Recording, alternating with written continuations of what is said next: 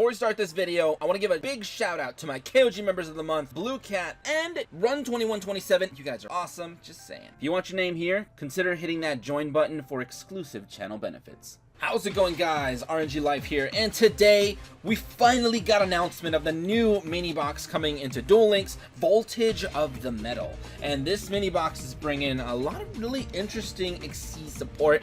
You know, the problem with Xyz when they first dropped was they don't really do much aside from being like big beaters or just attacking multiple times, aside from very like specific ones like the Bujin's guy or whatever, that they kind of do other things. But yeah, now we finally got some more stuff that looks a little bit more creative and interesting. So we're going to be taking a look at those, and we're going to be deciding what are the best cards in Voltage of the Metal. Alright, so to begin, let's go ahead and get things started. We're going to look at these things. Also, sorry for not uploading lately, but to be honest, Duel Links has been feeling kind of like some kind of desert wasteland to me. So yeah, I've been playing a lot of Genshin actually. So that's been pretty much the focus of my time. So it's nice to jump back in and try to like take a look at what's new in the game. Hopefully, you can revive that spark.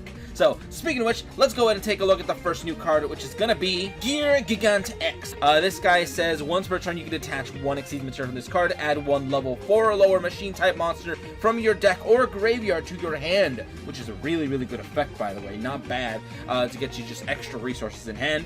When this card leaves the field, you can target one level 3 or lower YuGiOh monster in your graveyard and special summon that target. Now, the only thing is, I think for YuGiOhs, the YuGiOhs I like to play, they're all level 4, I believe. So I think this is only gonna really work with like the little the bad ones. So that means you are gonna have to run, I think, YuGiOhs, I believe that's what they're called. So yeah, and they're not as great, but fair enough. But yeah, it's still pretty cool that we can use that with this big boy. So not bad. I think YuGiOh Gigant X is looking pretty spicy. I kind of like them. Next up, we got Leviair the Sea Dragon. Now this is where things get kind of crazy because Leviair is actually a really good card. Aside from all the the Xyz that we've had in the game so far, this one actually kind of does something. This one says, once per turn you can detach one Xyz monster material from this card, then target one banished level 4 or lower monster, special summon that target to your side of the field. Now the beauty of this thing is that it could be anyone's banished monster, you get it right onto your field, and then possibly extend plays. That is why this card is so good, and I think it's kind of worth to go into this box just to try to get your hands on some Leviair or other potential staple cards that are, I'm saying staple because when it comes to Xyz, they can be splashed in mostly any deck that matches the level requirement at least. So that's why I'm saying a lot of these cards is like, it's better to have them than to not have them. So yeah, but Leviair is a really cool card. It does a lot of shenanigans with banishing, but keep things moving. Leviair is looking really good. Next up, we got Wind-Up Shark. Of course, we are getting the Wind-Up support in this box. This is all about the machines and all that other stuff, even though this guy is like a fish. But it doesn't matter for Wind-Ups because Wind-Ups like to go into these big Xyz monsters that all kind of do stuff. Speaking of which, I have looked into these cards, and yeah, some of the Wind-Up stuff we're getting is looking real spicy. I will say that. Bring it literally a flashback to when Wind-Ups were meta in the TCG. So yeah, Wind-Up Shark is really good. It says when a Wind-Up monster is normal or special summoned to your side of the field, you can special summon this card from your hand, and once per turn, you can activate one of these effects, which is increase this card's level by 1 until the end phase, or reduce this card's level by 1 until the end phase. Just leave them at 4, overlay, lower them down to 3, or go up to 5s and overlay that way. So Wind-Up Shark is amazing. The fact that he can just special summon and kind of play well with any other monster in the field almost guarantees that you're going to be overlaying. So this guy, it makes sense that he's a UR. He's really good. Next up, we got Wind-Up Zenmaines over here. Now, this is one of the ones that I'm actually talking about. Zenmaines is another one of them super splashable cards, dude. This card is one of those cards that if you have 2 level 3 monsters, congratulations. You have a way to stall and be really obnoxious to your opponent. Because this guy says, if this face-up face-up card on the field would be destroyed, you can detach one Xyz material from this card instead. Once per turn during the end phase, if this effect was used this turn, target one card on the field and destroy it. So that is really nice. It's basically saying, I'm gonna use my 2 level 3 monsters, overlay into this guy, put him in defense, have fun. Pretty much, have fun touching my monster. You better have a Karma Cut to banish him, because I am going to be protected for a few turns. Pretty much, because that was like the main thing with Zenmaines. The only way that people would actually get over him back in the day was to actually just swarm your board, get like 3 or 4 monsters, attack him once, make him detach, attack him again, make him detach, attack him again, actually take it out, and then attack directly. But that was the way that you would actually like take him out. You would have to have all your attacks on one turn, because if this guy gets his effect on the end phase, he's gonna be popping a thing. So that's what makes him so spicy, and I just really like the fact that we're getting him, and I want to put him in like every deck now, so it's pretty nice. I would say definitely pull for this guy, dude. If you can get 1 copy of Zenmaines, at least 1, you should be pretty good. Number 50, Black Ship of Corn. Now, I'm telling you, we're getting a lot of really interesting Xyz monsters. Finally, dude, it feels nice to have actual options with these cards, instead of just having Unga Bunga Big Monster attack you hard. That's pretty much all they do before, and now we have monsters that actually can do things. Now, Black Ship of Corn is a really, really cool card. It's interesting because I think this was one of those cards that was like super staple back in the day. It was just such a good card, and it might even be pretty decent nowadays, but I don't know about that. Black Ship of Corn is cool because it says once per turn you can detach 1 Xyz material from this card, then target 1 face-up monster your opponent controls with attack less than or equal to this card's, and send it to the grave. And if you do, inflict 500 points of damage to your opponent, but it does deal a little bit of burn damage, so pretty cool. And this card cannot attack the turn you activate this effect. Fair enough, that doesn't matter.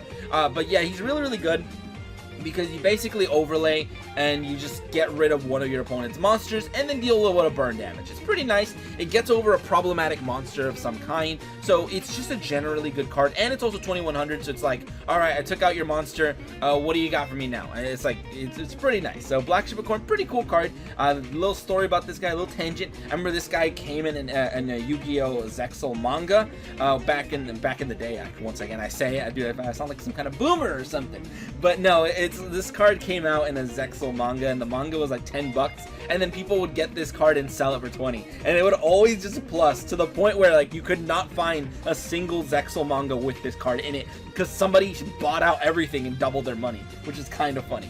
But Black Ship of Corn, really cool card. Diamond Dire Wolf, dude, this guy is awesome. I remember pulling this guy and selling it for like, what was it, 40 bucks or something? I remember selling it for quite a bit. It was kind of insane. This guy is really, really good. It depends what deck you're running him in. He's not 100% generic. He may require 2 level 4 monsters, but to really get the benefits of this guy, you need to be using a deck that uses Beast, Beast Warrior, or Wing Beast monsters, and I mean, that's looking like Boojins all the way. So, oh my god, Boojins are getting more support!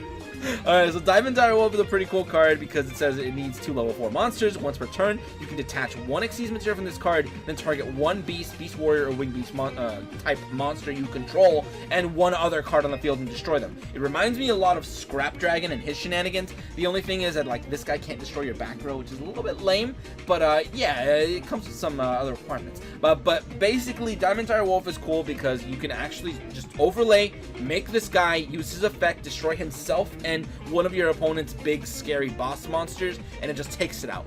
It's a pretty good way to just guarantee that you can take them out using 2 small monsters, and then you can try to like actually extend afterwards. So Diamond Dire Wolf is a pretty good card. I like it. It's just generally nice. I like it, and yeah, dude, I can't wait to see people actually splashing it in to decks that use Beast, Beast Warriors, Wing Beast. Oh, Wing Beast.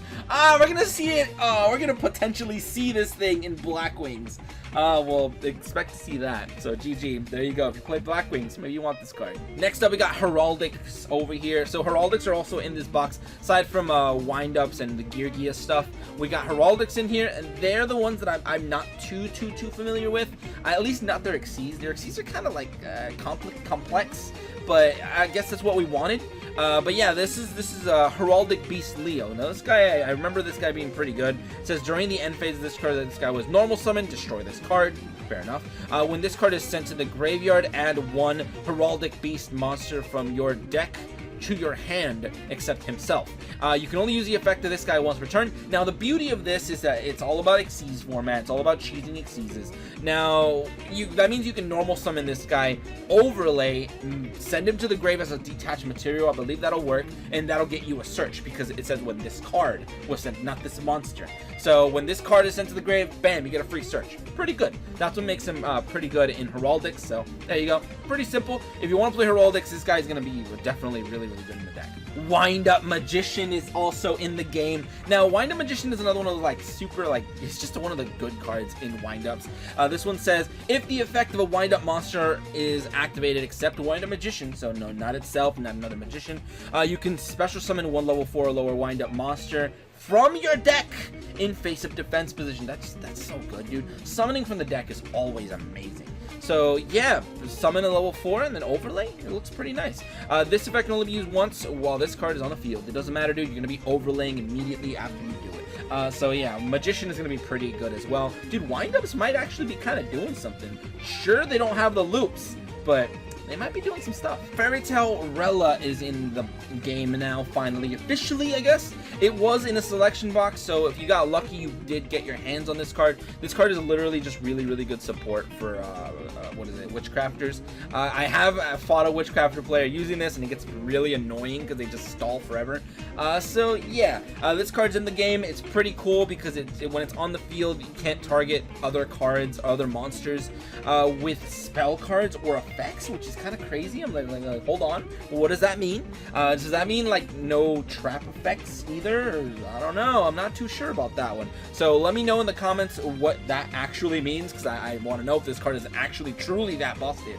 But yeah, basically it becomes a lightning rod of effects, so not bad. Once per turn, you can discard a spell card and equip one equipped spell card from your hand, deck, or graveyard to this card, but return the equipped spell to your hand during the end phase. Now that's really cool, but basically it's a good way to search Power of the Guardians, to be honest. Power of the Guardians, I don't know what other equipped spell you'd be running in 2020, but yeah, Power of the Guardians is probably going to be one of the main ones, unless we get like, I don't know, maybe you run it in a weird deck, Mathmex or something, and then equip one of theirs. I don't know. I feel like their equipped spell card is probably not going to fit this card, so I'm just like, I don't know. But yeah, I mean, does that mean it can only search equipped spells, like generic equipped spells?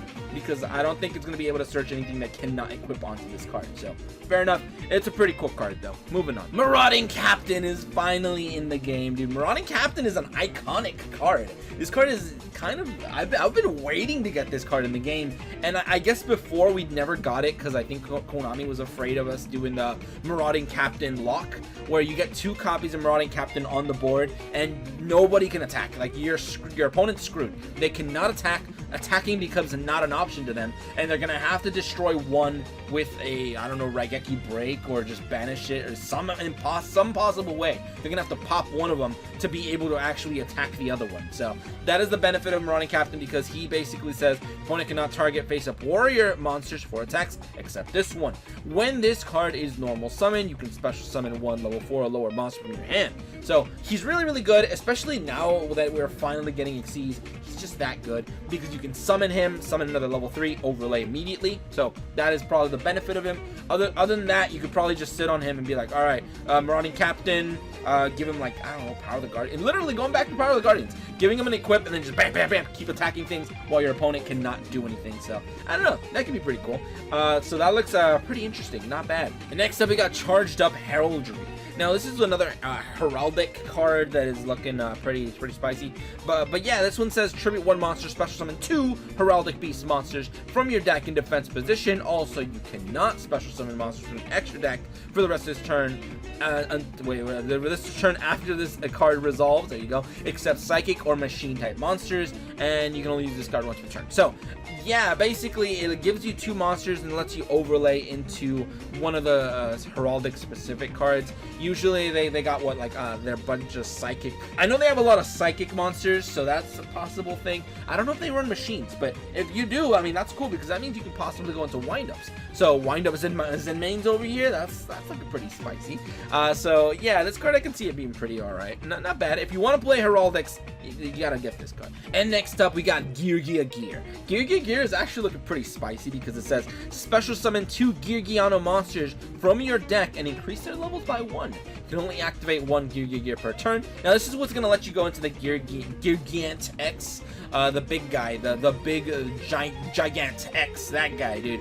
This is gonna summon 2 of them, summon onto the board, increase their levels, overlay for 4, detach them, and now that you have them in the grave, you're able to start doing stuff. Obviously, it gets you searches, it does things. So yeah, this one could be a really good card to just set up that overlay. So not a bad card at all. And then last but not least, we got Xyz Veil. Xyz Veil is a really cool card, not gonna lie. This one says face-up Xyz monsters with Xyz materials cannot be targeted by card effects, which is kind of crazy, dude. Imagine this in Boojins.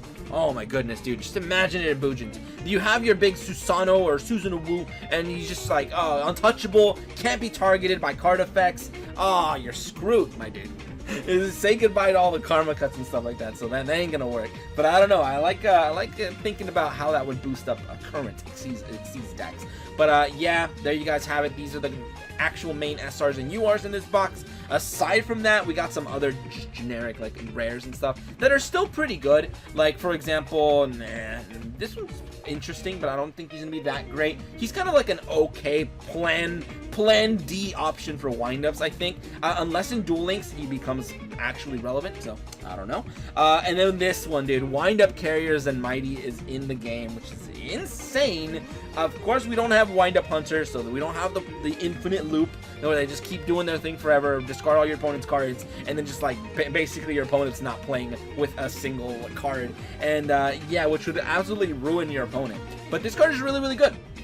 I will say that. I'm surprised it's a rare, but actually I think it's pretty cool that it's a rare. That means we're never going to get Hunter. I will say that now. We're absolutely never going to get Hunter unless they ban this card first, then we get Hunter, or they limit it to 1 or something. I don't know what they would probably do. But yeah, because I think with 1 copy, I think they still kind of abused it. So yeah, Wind-Up Carriers and Mighty is pretty much where I want to end it off. I think some of these cards look pretty interesting, but unless you are trying to play like, let's say if you are asking, should I pull from this box? We're going in like late in the video to actually answer this question. If you want to know the answer, do you want to pull from this box?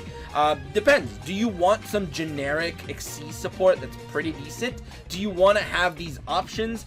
If not, then I would probably say skip. Like, do you not want to play Wind-Ups? Do you not want to play Heraldics? You don't want to play these kind of cards? You're like, nah, that's not my cup of tea. I don't really want that. I don't like Xyz. I'm not into Xyz Veil to protect my stuff. I'd say skip it. Save it for the next box in the main box. So yeah, but there you guys have it. That's pretty much this mini box. Let me know what you guys think in the comments below. I am personally super excited for Zenmaines. I think having Zenmaines in the game is going to be very, very spicy, and I like it. So I like that. I like the Diamond Direwolf, the Black Ship of Corn. I like those cards. They're just really, really cool. And yeah, there you guys have it. That's pretty much it for today. Let me know if you guys have any other questions, concerns, because I've been looking for some possible ways to make more videos, because I've been way too obsessed with some other games. So fair enough, that's pretty much that. And if you guys enjoyed, go and leave a like, share, and subscribe for more Duel Links shenanigans. But anyway, thank you guys for watching today. Have a great day, and see you guys.